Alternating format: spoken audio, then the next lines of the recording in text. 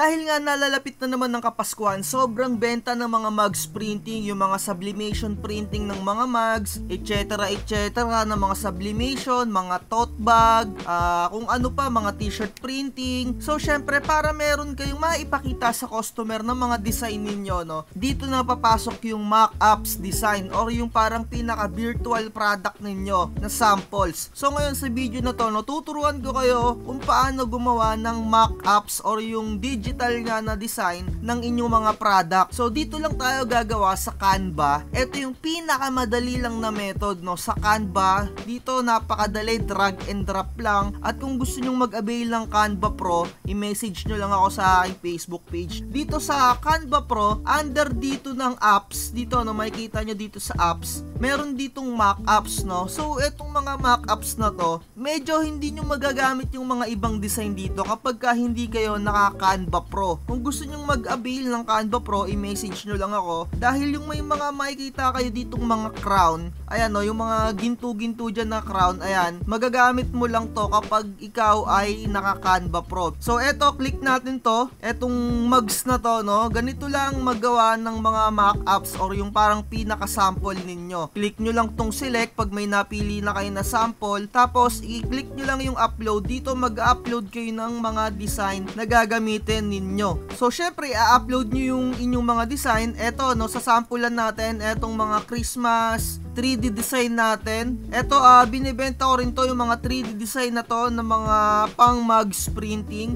So once na nag-upload na siya dyan, dito may loading na lalabas. So antayin nyo lang to habang naglo-loading pa. So once na okay na yung upload ninyo, i-click nyo na yung inyong mga design, tapos i-click nyo yung select. So lalabas na yan dito. Ayan no, kung makikita nyo, no, parang eto na yung pinaka-actual na product ninyo. Pero i-click nyo yung adjust para medyo mas maganda-ganda pa. Click nyo yung fill. Ayan o, yung fill. So syempre, dahil nga mock-ups lang to, kumbaga sample lang, hindi natin magagawan yung mga parang full blast na ano, yung full blast na design niya, no. So one-sided lang. I-click nyo lang to, i-drag nyo lang siya. Ayan, kung ano yung nakikita nyo dito sa part na to, ito lang yung makikita na part. So ayan, so naka full print na siya ng ganyan. So ito na yung pwede nyong i-post, pwede nyong i-share sa Facebook para makita yung inyong mga sample na mga design. At once na may mag-avail na, so makikita nung inyong mga customer, meron na kayong parang pinakabasihan kung ano yung gusto nyong maging product or kung ano yung gusto ni customer na maging itsura, no, ganyan na ganyan. So hindi lang yan mugs na design, meron din tong mga t-shirt. Halimbawa mga t-shirt ganito, i-click nyo lang yung t-shirt, tapos mag-select lang kayo ng design dyan. So halimbawa may mga ganito kayong mga design, kagaya nga nito mga Bible verses, no. So i-message nyo lang ako kung gusto nyo mag-avail ng ganito, yung Bible verses na design. So nakikita nyo, no, sobrang gandang i-print sa likod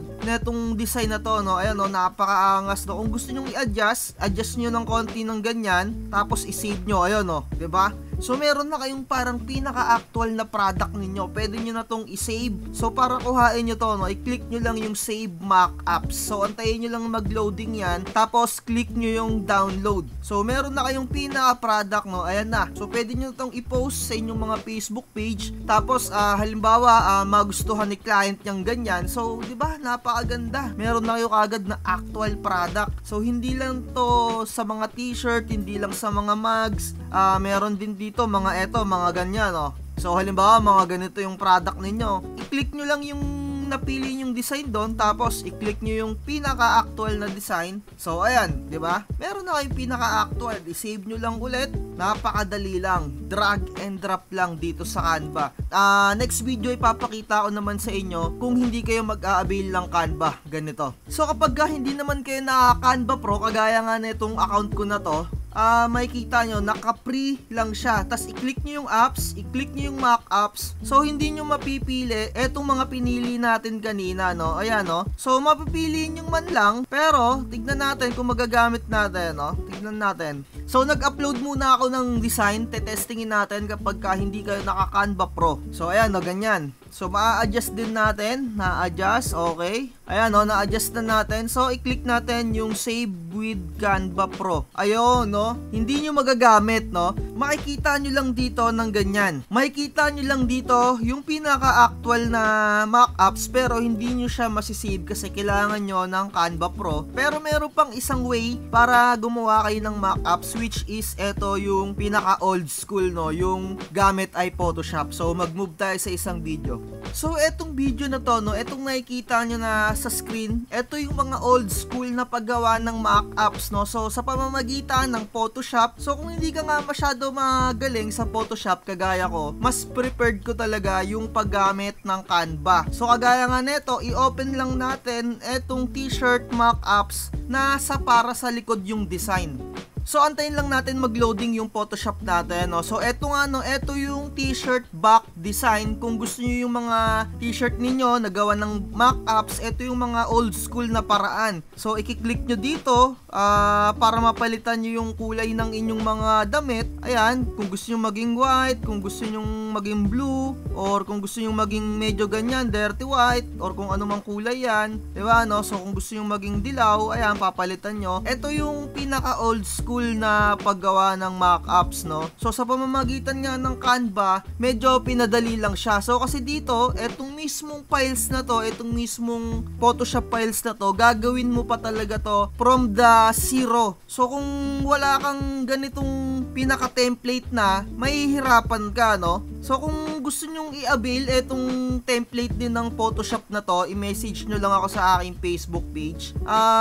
Kahit pa paano naman siguro i-share ko sa inyo to, hindi ko na kayo sisingilin ng mahal, no. Kahit pa paano kasi etong files na to, medyo nahirapan din ako dito before. Syempre para may magamit din kayo, kung ayaw nyong mag-avail ng Canva, eto na lang yung i-avail nyo, etong Photoshop, no. So paano nga ba maggawa ng mockup sa pamamagitan ng Photoshop? So kapag meron ka ng template, wala ka ng ibang gagawin dito, kundi palitan mo lang yung kulay ng inyong mga damit dito. Eto, no, may nakalagay naman dito, change t-shirt color here. Eto, comment lang yan, pwede nyo mabago-bago yan. So para hindi kayo mahirapan, lagyan nyo ng ganyan. So sampulan muna natin kulay white, 'di ba? Tapos para mapalitan nyo yung design, eto, no, i-click nyo to, your design here. Ayan, no, double click nyo lang yan, lalabas na to. Tapos kung hindi kayo masyado magaling sa Photoshop kagaya ko, etong mata na to, kapag inop mo yan, mawawala yung design dyan. So pwede ka nang mag-drag ng design dito. So para makita mo yung pinaka-safety na area, eto, no, yung kulay itim na yan, hanggang dyan lang kayo maglalagay ng inyong mga design. Eto, no, yung safe area. So try natin mag-drag ng design dito. So maghanap lang tayo muna yung medyo maangas-angas na design, no. So ito, para sa akin goods to eh. Ayan, drag lang natin dito, no. So ito mauurong-urong yan. So dapat hindi lalagpas dito sa kulay puti. Ayan, no, dapat dito lang sa medyo kulay itim. Ayan, etong ganito, tingin ko okay na yan. Tapos i-off nyo lang tong kulay itim kasi para hindi sumama kapag sinave nyo na. So Control S nyo lang yan. Tapos eto, wala yan, hayaan nyo lang. Tapos balik na kayo dito. So ayan na, yung inyong pinaka-design, no. So kung hindi masyado pantay, iurong-urong nyo, tapos i-save nyo lang ulit, diba? Ayun na, goods na, meron na kayong design na ganito, meron na kayong mockups. So kung gusto nyong palitan ng kulay, yung mga t-shirt ninyo, palitan nyo lang.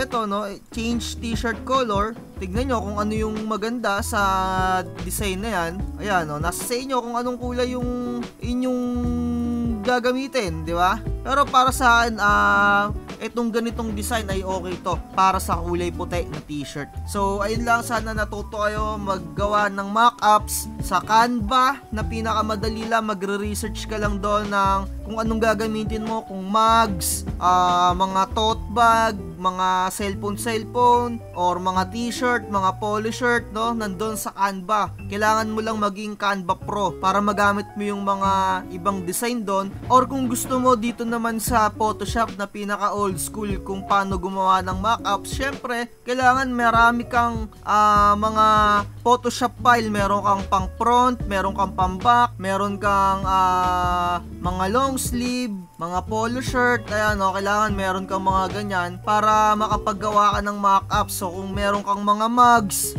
gagawan mo pa yun ng mismong pinaka-design niya, yung parang pinaka-files niya na ganito, no. So kung hindi ka nga marunong, medyo mahihirapan kang gumawa. Pero may mga nabibili naman dyan na mga mock-ups na files for Photoshop. So etong mock-ups files ko for Photoshop, message nyo lang ako sa aking Facebook page, no. Kung gusto nyong i-avail to, mura ko lang ibibigay sa inyo. Syempre, kailangan ko rin ng konting token. May binabayaran tayong cloud server para ma-maintain ko yun, no? Tsaka, message nyo rin ako kung gusto nyo ng Canva Pro or kung anong mga design ang kailangan nyo, mga Bible verse design, kagaya nito, no? Meron tayong binibenta. At hindi ako nagbibenta ng mahal kasi ayokong makarma, no? Ayokong magkasakit, no? So, ayun lang. Like, share, and subscribe. Message nyo ako sa aking Facebook page kung gusto nyo mag-avail. At least kahit papano, naturuan ko kayo kung paano gumawa ng mga mock-up design. So, ayun lang. Bye-bye.